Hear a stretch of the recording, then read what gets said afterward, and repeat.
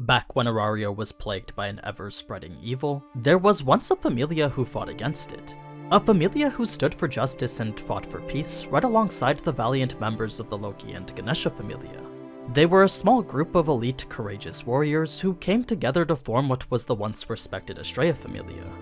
With a pair of wings and sword of justice depicting their emblem, even the members of Evilis would run in fear from this skilled band of female adventurers.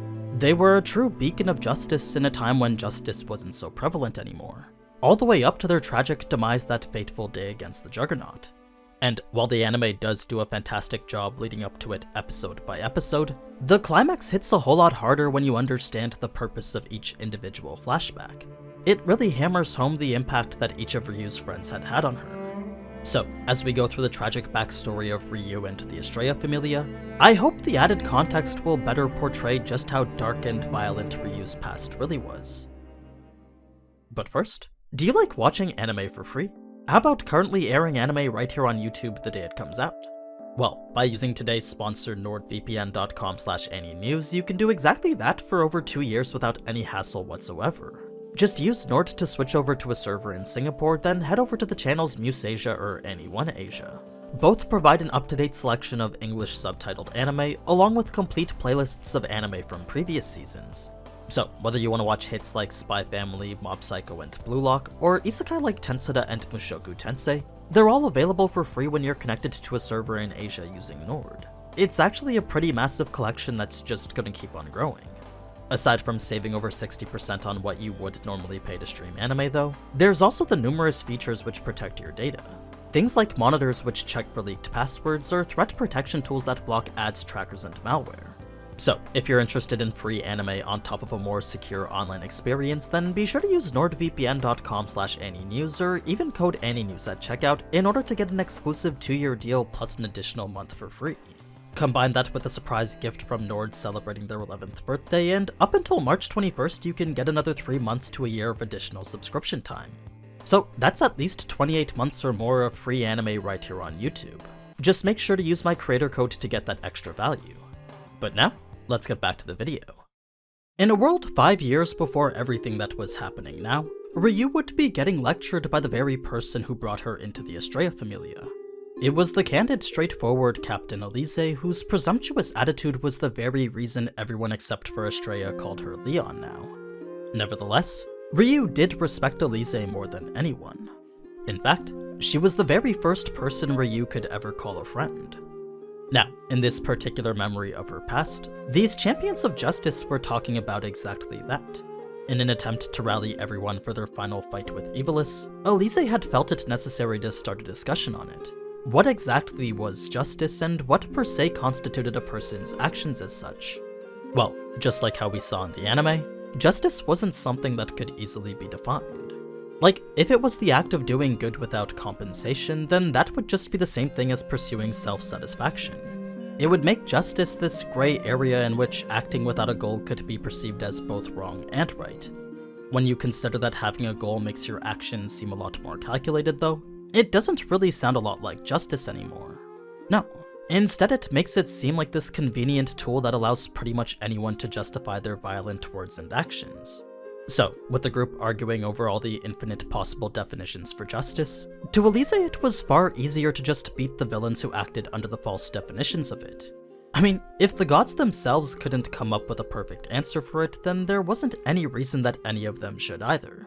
The only thing that did matter was removing those evil deceptions from the world. If they could somehow get rid of all of that, then over time harmony and peace would take its place. And that was the type of justice Elise and the Astrea Familia were fighting for. It wasn't something any of them should personally carry or boast about, but was instead this ideal that needed to remain hidden. It was the pursuit of order in a way that brought about it naturally, a type of peace that didn't have to be forced on anyone. Now, all that talk about Evilis immediately after contained several references to a so-called nightmare. A previous scheme on the 27th floor that involved a trap which killed mostly everyone involved. As for what it was, well, it was this massive pass parade so incredibly large that even the hundreds of adventurers caught within it couldn't escape from it. That being the case, the intel stating Evilis was operating on the lower floors was very likely to be a trap just like that one.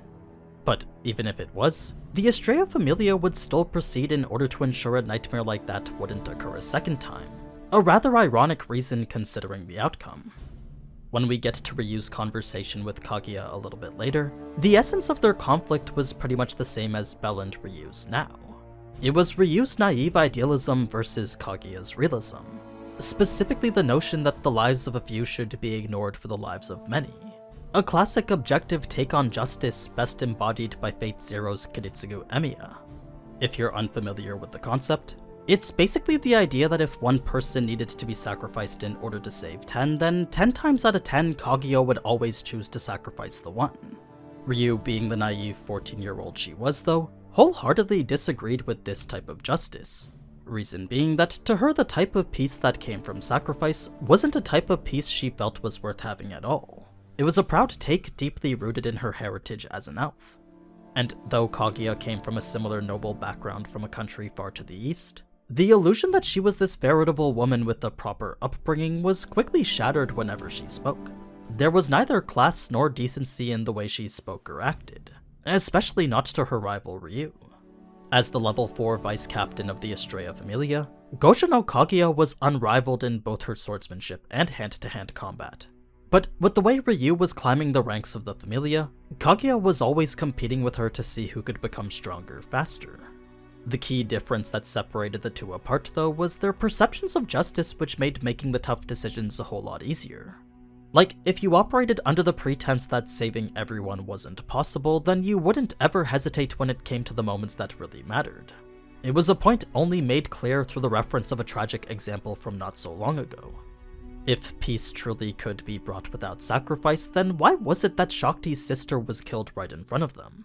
If Ryuu truly was capable of saving everyone, then Adi never should have had her throat slit by the very kid she was trying to comfort.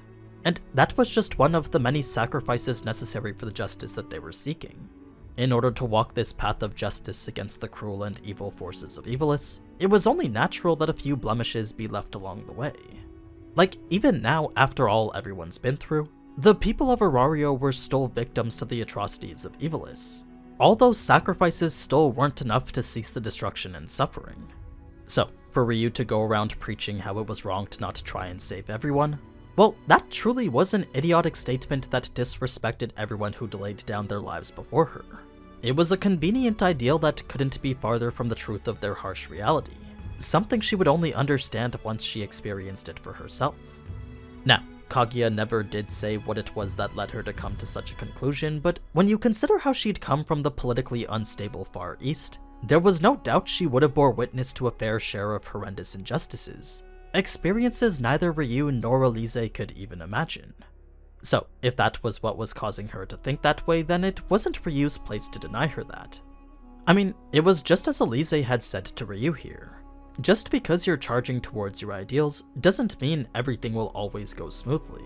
It was very possible that doing so would just lead to even more sacrifice. But even so, what mattered most was the effort you put into pursuing them. It didn't matter how much you were mocked at or laughed at, because at the end of the day, a person without ideals was a person too weak to fight for anything. They would simply be this creature who was willing to accept any outcome. Now, when Ryuu went to discuss this topic with Lyra a few days later, aside from the concept of what was right being subjective, the core of her lecture was the importance of knowledge and information. Lyra insisted that using one's head was one of the most important traits of an adventurer. Like, if you don't have equipment or items, then scavenge everything you can from the dungeon. Drop items included, since you may not be able to find anything else. Then, even if those items seem useless immediately, they could very well become useful with something else. So, a skilled adventurer needed to be able to use their ingenuity to make their own substitutions. On the other hand, whenever confronted by a monster or a human, it was crucial to understand the subtleties that defined them. Whether it be the characteristics of a monster, the very nature of an opponent, or just the skills and inner workings of your party members, knowing all that and figuring out how to use it was absolutely essential for succeeding down in the dungeon. So, even if Lyra's teachings may seem random and annoying now, it was crucial for Ryuu to remember it all and use it all. That was the saying that Lyra seemed to favor the most. It may not have meant much to Ryuu back then, but with Lyra being a walking example of that very notion, Her rapid growth to level 3 spoke for itself. To her, it was only a matter of time until Finn would be begging to marry her. Now, with those being the flashbacks before the inevitable nightmare, you'd think the novels would be more detailed in the way it happened, but in actuality the anime had done it far better than I ever imagined it could. It truly depicted the horror and despair in a way that was more immersive and complete than the novels did. Of the small details it did leave out though, the first was the way the Astrea Familia had survived the trap. You see, Lyra, being the explosives expert she was, very easily pointed out the Inferno Stones before anyone could even get hit by them. With the Juggernaut's rampage coming next, the initial slaughter was exactly that. A massacre of prey in which the longer it went, the closer to despair everyone got. Then, the initial few who began to show cracks in their will to fight first were the obvious targets to be slaughtered next. It was a sequence of cruelty in which another death would come every couple of seconds. So, for a proud elf like Ryuu to bear witness to all of this, her inability to comprehend it was a prime example of why Kaguya had called her weak. Her heart was just too fragile to handle the harsh cruelties of this reality. That said, it is rather understandable considering that these were the people who were everything to her. I mean, they were after all the first non-elf friends she had ever come across. So, to see them scream and cry as they got eaten and slaughtered, well, Ryuu's heart would only become more and more scarred from it. For the first time in her life, she would feel helpless. For the first time in her life, she would feel this overwhelming loss. Never once had she ever given up, no matter how cruel or evil the opponent, but the devastating terror caused from this single monster was more than enough to break her and make her feel fear. For the first time in her life, Ryuu was afraid. Now, with Lyra's eyeballs melted, Kaguya's arm missing, and Elise already impaled, it was only natural for Elise to choose Ryuu to be the one to survive. Or at least that's how she wanted to make it seem anyway. In actuality, there was a trio of reasons for Elise having chosen her. The first was that she couldn't fight anymore. The second was that an elf with a broken heart would only hold them back. Then the third and most important was because Elise was who she was. She was the captain of the Astrea Familia, Elise Lovell, a person who would always put the life of her friend above her own. And it was for that reason in particular that Elise would push Ryuu away and condemn the others to their deaths. Perhaps Kaguya may have been right in saying the Astrea Familia's justice would live on through her, but if you remember how there was no definitive type of justice, that meant the Astrea Familia's justice could live on through anyone. It was just a matter of that person making the right choices. So, as her three friends departed towards their slaughter and Ryuu began her chant, there was a single person watching her from the distance. The last remaining member of the Rudra Familia, who was smiling mockingly in the distance as he watched his mortal enemies meet their demise. It was this dark yet terrified grin that couldn't help but take enjoyment from the spectacle he was watching. Now, with Lyra taking the monster's arm and Kaguya its leg, that had given Elise enough time to activate her fire enchantment. A powerful skill granting her strength equal to a first-tier adventurer, despite her level only placing her at the second tier. It was actually the very reason the gods had given her the name of Scarlet Harnel. What this skill did was cover her arms, legs, and sword in an armor of flames, essentially buffing her body and attacks with powerful enhancements. The extent to which she can control those flames wasn't exactly stated, but I believe it was somewhat similar to how Ice could control wind with her Avenger skill. In any case, just like how Belle had once defeated a Minotaur with flames from the inside, so too did Elise crack this Juggernaut shell by causing a river of flames to flow from the inside out. She had shattered its only defense into bits and pieces and granted Ryuu the opportunity to drive it away. As for what happens next, well, that would be the core of what forms the darkness dwelling deep inside Ryuu's heart. She would forever have to bear the burden of having sacrificed her first friend. Of course, such a burden was more than enough to make her want to take her own life, but doing that would render everyone else's deaths meaningless. So it was from that day forward that Ryuu would dedicate her life to vengeance.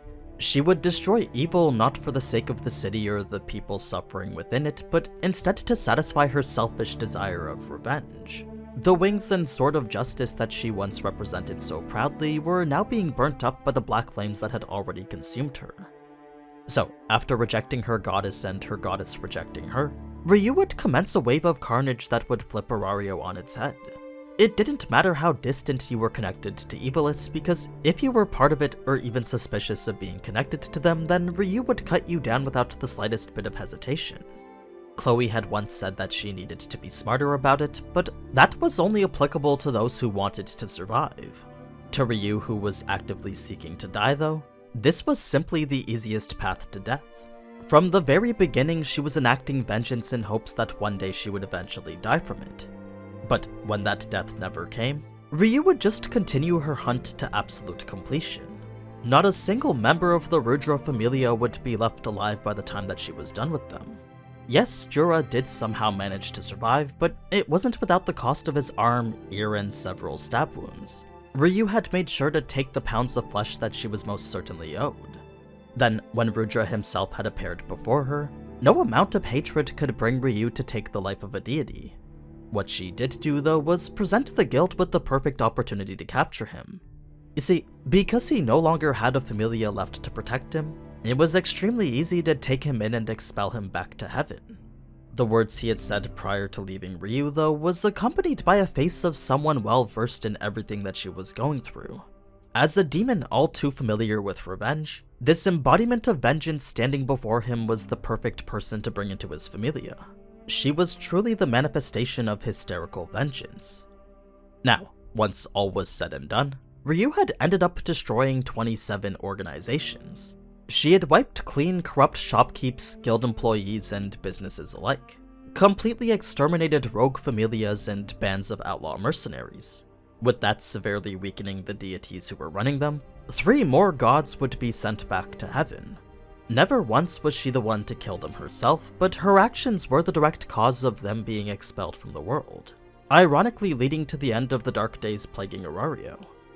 So, after all she'd done and all she'd been through, Ryuu had single-handedly triggered a new era of peace. A gruesome, blood-stained path of destruction, yet nevertheless the one necessary to achieve order and harmony. Of course, all that was left of Ryuu by the end was nothing more than a gaping emptiness which couldn't even remember the smiles of her familia. It was only a single girl and a single sentence that had brought her back to reality. When Seer had thanked her for fighting for them, Ryuu had felt as if she'd been forgiven. She still couldn't accept the path that she'd been forced to walk, but she did feel the need to live for the sake of her companions. It would just have to be done with an incredible loneliness that would likely never heal. Until the day she was judged for the sins that she'd committed, Ryuu would continue to bear the pain of having lost her friends. She would stare at their backs from the shores of the living and accept that until she could join them, this would be her punishment.